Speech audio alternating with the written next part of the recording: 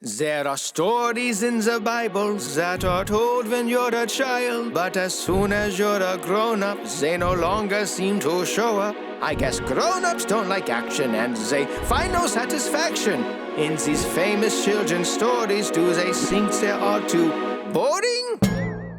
How about David and Goliath? There a stone took down a giant, or when Jonah fled by sail, but was followed by a veil. And Noah's Ark, let's not forget, a flood from God is kind of it. Daniel and the lions, this ain't God is story. Did not in our superhero substance, while he cut his hair, lots of dollar when the topic all the blood, all the fall, here goes, yeah, more freedom, and rest of the show. So let's go back to the basics.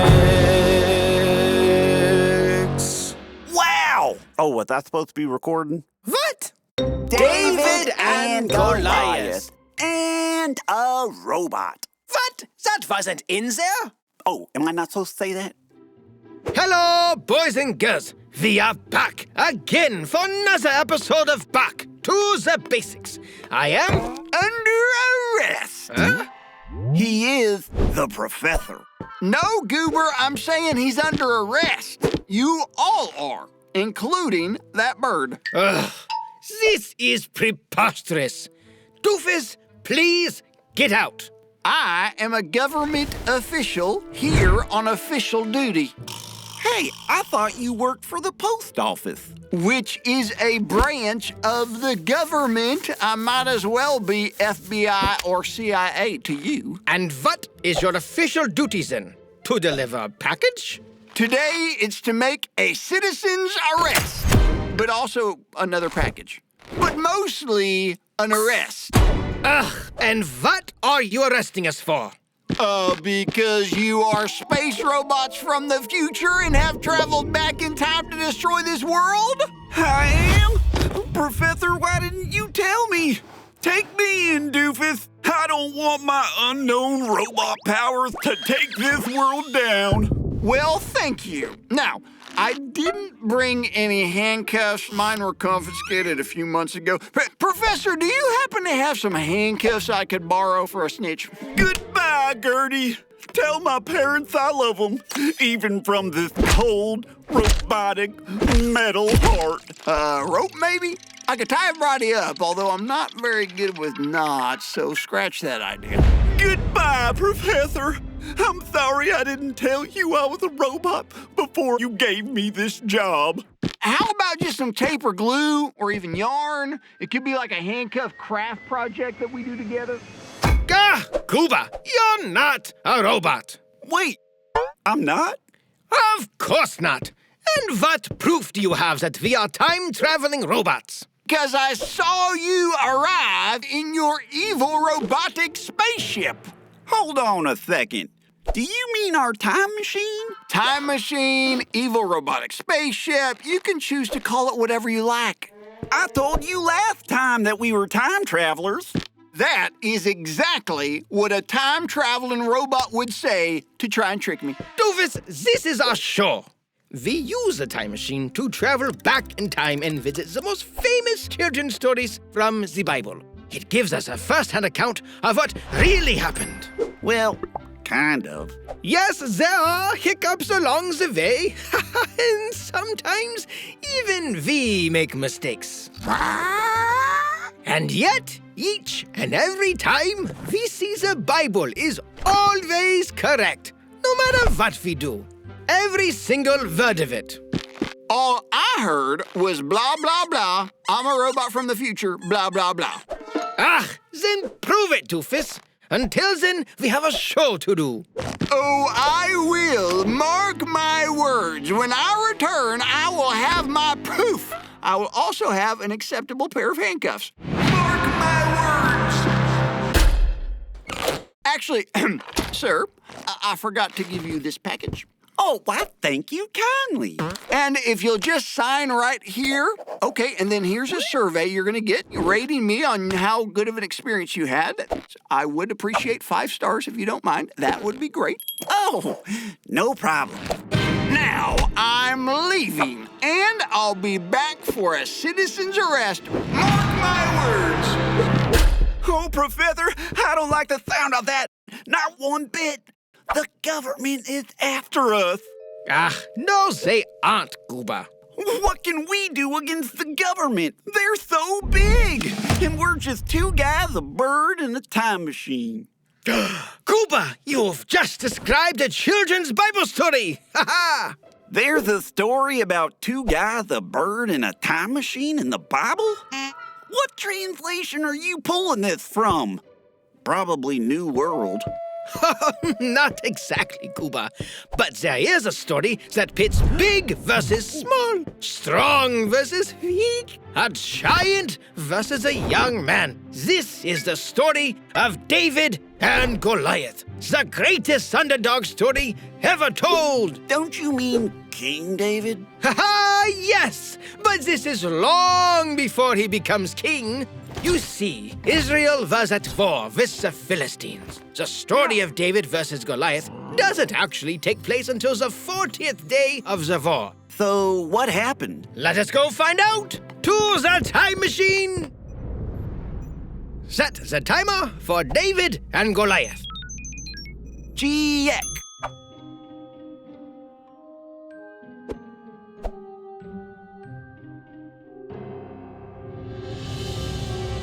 Set the time machine for a horse. An easy animal to use when blending into an army camp. Check.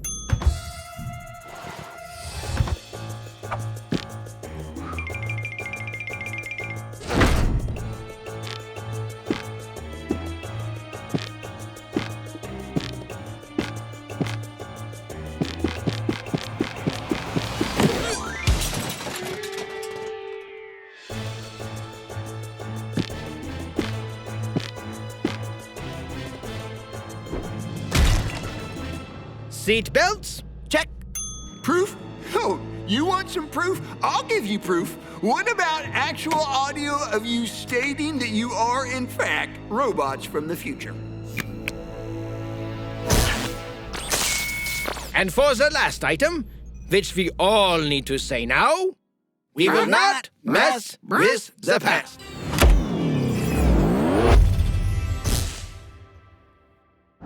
We have arrived! Ha-ha! And by my calculations, we should be a proud horse standing in a forest. Huh.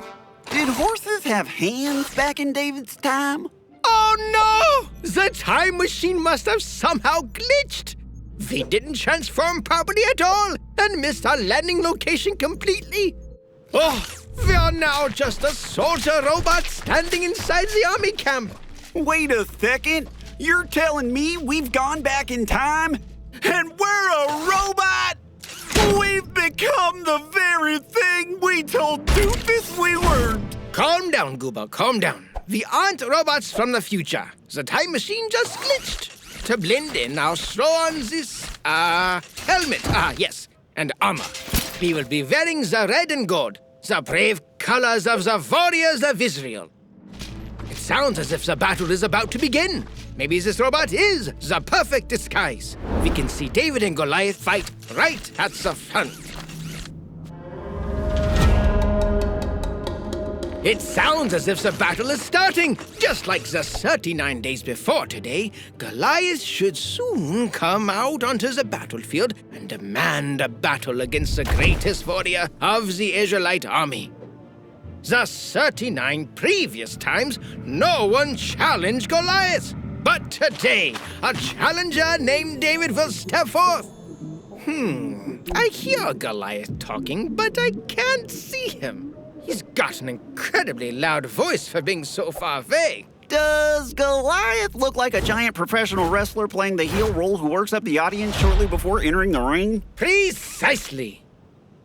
He's right next to us. But Einstein, we are on the Philistine side of the battle, and we're wearing the wrong colors. We're going to be seen. Hey!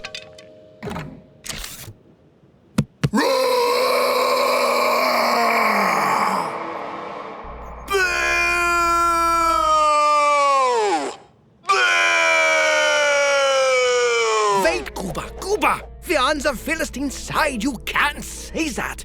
You always boo the bad guy. That's Wrestling 101. He's a mic. Like the sound of thunder is Goliath's feet.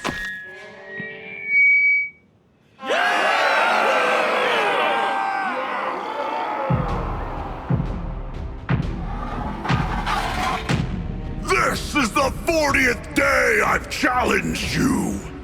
Is there still no one worthy amongst you? This day I defy the armies of Israel. Give me a man and let us fight each other! I will. That must be David. He has answered the call. This is like a wrestling match. Two opponents enter the ring, and they both have super long monologues. Whoa.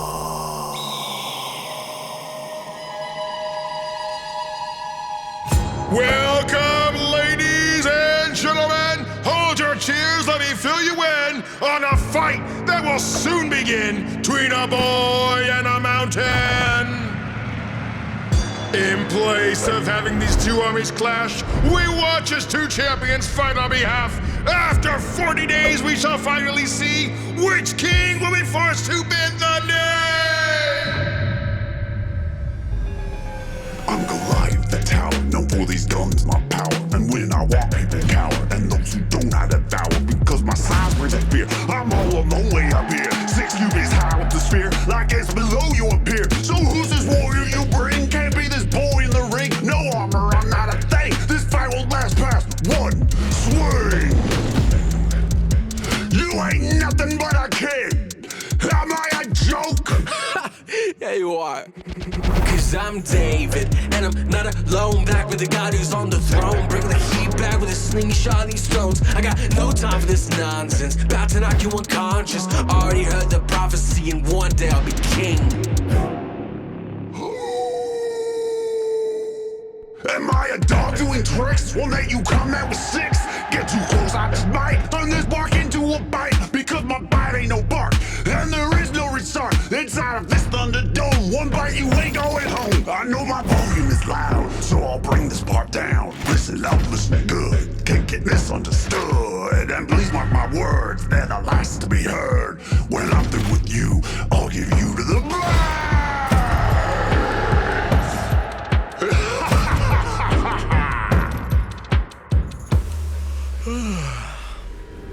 Goliath got me yawning with this Philistine fawning. Did you actually believe that you were anything daunting? I don't care about a flex from an enemy pest. When the last thing I slayed was a lion in the chest. He said I was a kid, but make no mistake, I'm the son of Jesse and the youngest of 8.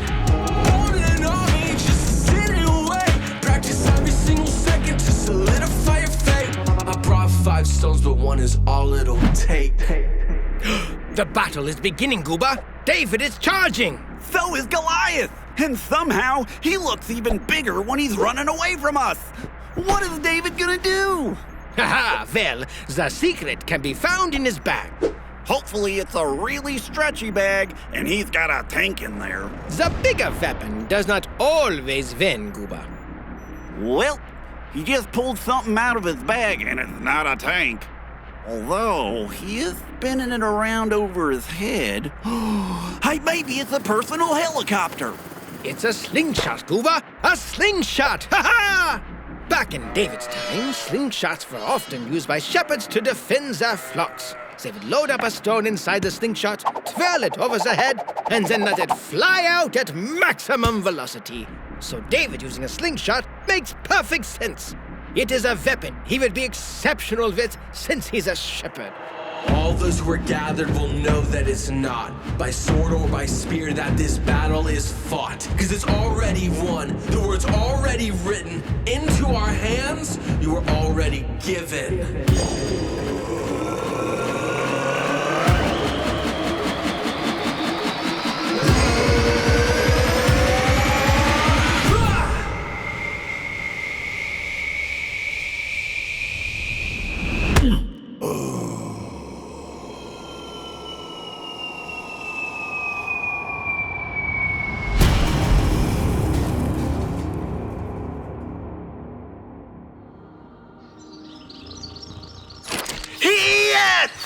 Yes! We were Team David the whole time! So long, losers! Team David rules!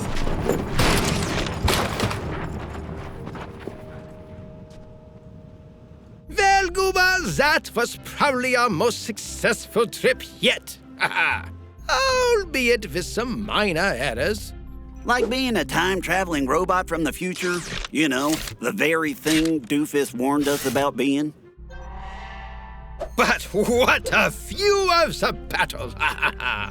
To see David triumph over Goliath.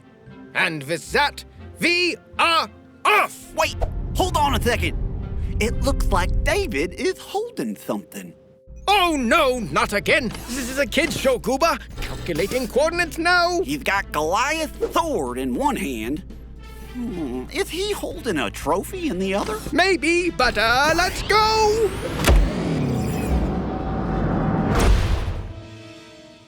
What an incredible story we had today. David versus Goliath. Truly the greatest underdog story ever told. You know, I get why you chose that story now.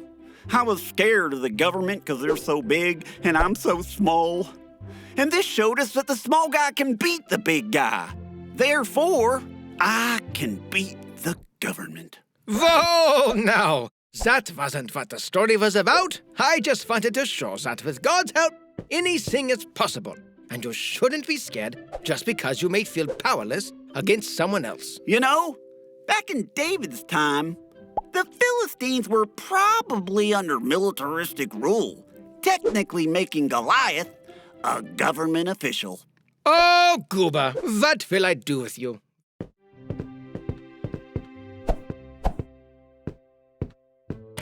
We have arrived!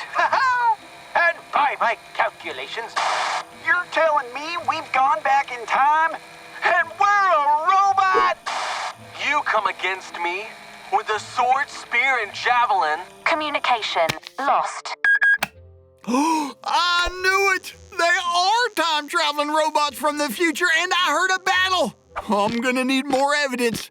Oh man, the police chief will just say I fabricated this like the other ones I've given him. What should I do? There's only one thing left to do. Get on board the spaceship.